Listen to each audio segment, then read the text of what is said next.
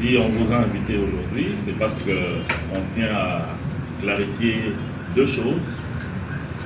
Parce que hier, nous avons suivi un point de presse au niveau de la SYNCO d'un corps politique complètement sclérosé, une alliance sans forme et née dans l'obscurantisme, parce qu'on a d'une part ceux qui ont jeté de l'opprobre sur le peuple parce qu'ils n'ont pas respecté la souveraineté du peuple par les élections, et d'autre part aussi ceux qui sont dans le camp des échoués qui ont tenté d'avoir la magistrature suprême et qui ont échoué. Donc, notre point d'aujourd'hui va porter sur l'amalgame qu'il y a autour de l'article 217 de la loi fondamentale, mais aussi autour de la question épineuse de changement ou révision de la Constitution.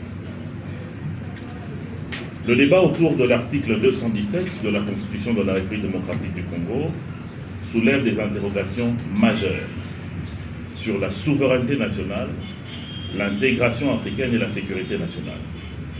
Tandis que certains plaident pour son maintien, d'autres, dont le président Félix Tshisekedi, et nous, son camp, exprimons des préoccupations légitimes concernant son potentiel impact sur l'intégrité territoriale du pays.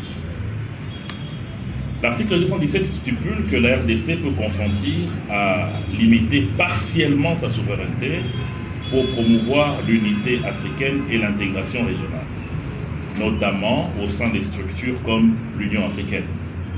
Cependant, dans un contexte de crise récurrente dans la partie est de notre pays, cette disposition est perçue comme une menace potentielle de balkanisation. Le président Félix Tshisekedi voit cet article, et nous aussi, comme une brèche susceptible d'être exploitée par des acteurs extérieurs ou des États voisins pour justifier des interventions ou des ingérences territoriales conduisant à une balkanisation de facto. 1. La RDC a fait face à des tentatives historiques de balkanisation, particulièrement dans l'Est, où des groupes armés bénéficient des soutiens étrangers. 2. Une perte même partielle de souveraineté pourrait fragiliser davantage l'État central, rendant le pays vulnérable aux ambitions géostratégiques et économiques d'acteurs extérieurs. 3. Le contexte géopolitique et historique du pays justifie une approche prudente face à toute disposition, même constitutionnelle, susceptible de compromettre l'intégrité nationale. Un exemple comparatif est que l'Afrique aujourd'hui compte 54 pays, tous membres de l'Union africaine, mais l'on ne retrouve pas cette disposition dans toutes ces constitutions. Encore que les pays qui ont intégré cette disposition, notamment le Ghana, encadrent cela par des précisions où ils font allusion à des intérêts bien précis du Ghana avant de céder à une quelconque souveraineté au nom de l'Union africaine. Maintenant, parlons de cette révision ou du changement de cette constitution. Certaines forces politiques et sociales s'opposent à toute révision constitutionnelle, qualifiant cette démarche de menace à la démocratie. Ces critiques, cependant, ignorent les failles objectives de la Constitution de 2006, adoptée sous forte influence extérieure dans un contexte post-conflit.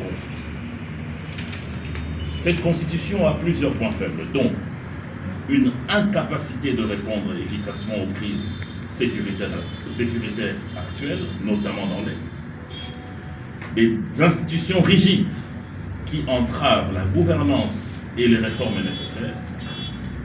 Il faut donc réviser ou modifier cette Constitution, et cela n'est ni un acte dictatorial, ni une menace pour la démocratie. Encore que le président de la République fait partie des seules institutions qui ont la capacité d'activer cette modernisation de notre loi fondamentale. Et cela va permettre le renforcement de la souveraineté nationale et la construction d'institutions plus solides, capables de relever les défis contemporains. Maintenant, je voudrais répondre aux forces politiques et sociales qui, hier, bizarrement épousent le camp du peuple alors qu'ils n'ont ni mandat, parce qu'ils ont refusé de répondre à une exigence démocratique qu'on appelle élection, encore qu'ils n'ont pas le peuple avec eux. La déclaration des forces politiques et sociales dénonçant la volonté de la révision constitutionnelle est une manœuvre démagogique, relevant leur incapacité à sien. Mais il faut reconnaître une chose, c'est que le président de la République, en tant qu'institution, est surtout une institution qui est responsable du bon fonctionnement de l'État et le plus attitré en ce qui concerne la gestion de ce qu'il faut au niveau de la loi fondamentale. Mais au-delà de cela, le président de la République n'est pas le premier à parler de la révision ou du changement de cette constitution. Même ceux et celles aujourd'hui qui disent qu'ils sont contre la révision ou le changement, n'est-ce pas que hier, ils étaient dans des propositions en termes de changement de plusieurs dizaines d'articles.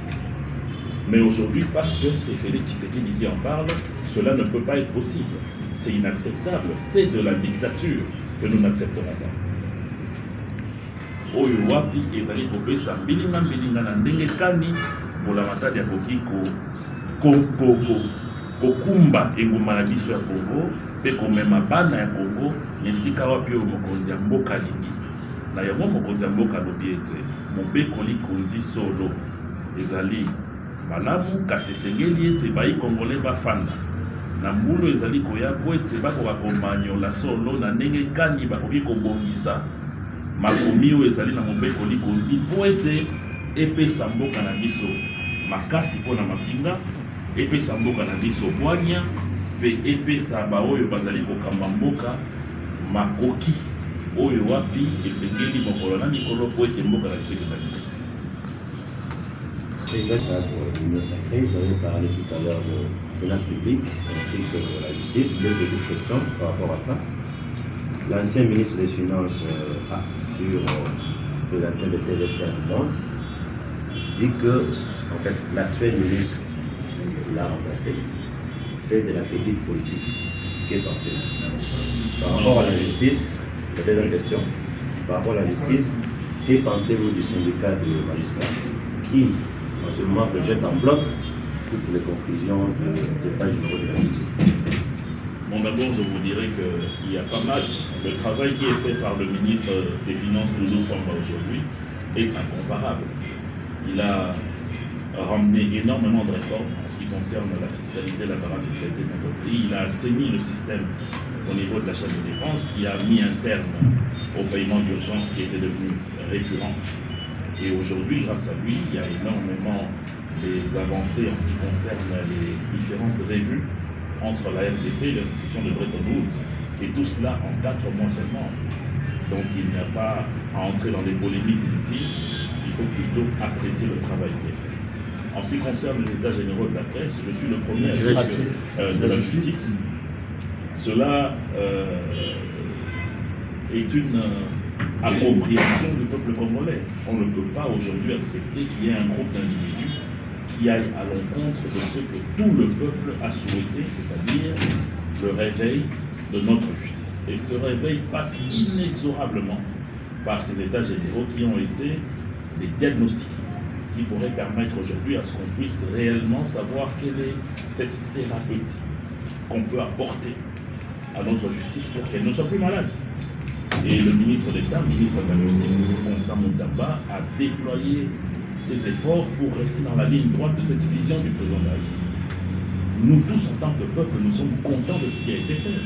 Donc s'il y a un groupe d'individus qui, pour des intérêts non encore identifiés ou obscurs, qui continueraient à aller à l'encontre de ce vœu populaire, eh bien, ils vont trouver le peuple sur leur chemin. Nous encourageons le ministre d'État, le ministre de la Justice, de poursuivre avec ce qu'il a initié et de permettre la mise en place de ces recommandations pertinentes qui, à notre sens, vont permettre à ce que notre justice puisse sortir de cet état de maladie.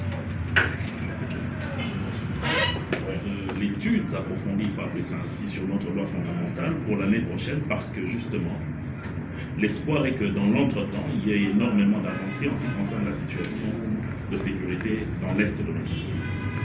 Donc, dans ce sens-là, il faut avoir l'espoir que soit la diplomatie agissante menée par le chef de l'État va donner des résultats dans un délai proche et que ça permettrait à ce qu'on puisse lever cet état de siège.